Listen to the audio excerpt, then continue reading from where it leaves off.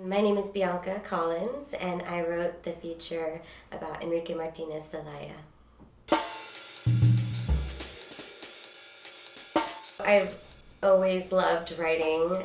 I learned how to write about art in a way that's really accessible, never to speak over people but to them, and that really inspired me to know that I can be a writer. I knew that I didn't need to have a master's in art history to be able to write academically in order to be a writer. I just needed to be passionate and be excited about art and put it into words. My column is called The Art Minion, and I exclusively write about female and minority artists. I'm making space for artists who just need to be amplified. The magazine really hits an important point that I believe matters, which is that it's accessible, it's free, it's everywhere. People can grab one at their favorite gallery or museum and learn about what's going on.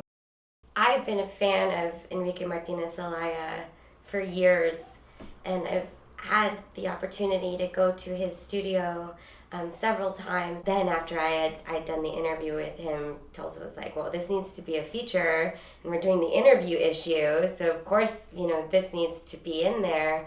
And he's a very active painter, he was kind of like leaning down and really actively brushing. I just felt like he was on this rush of creative adrenaline that hadn't dissipated, and I think in the beginning, maybe he was even just a little bit irritated that he had to stop painting to do the interview, but we ended up having such a great conversation. And after I left, I was like, did I imagine that, or was that the best conversation ever? I think art journalism is important because it's a way to engage people in the art world. I mean, it's sort of like building a bridge. Art can have so much impact, especially with social justice. It's such an empathy builder. And I think that art is one of the only places where, trials and tribulations are not diminished, but amplified and taken seriously. And when you hear about someone's struggle in a work of art, you don't dismiss it. You sit there and you think about it, and for me, I'm always crying in front of art.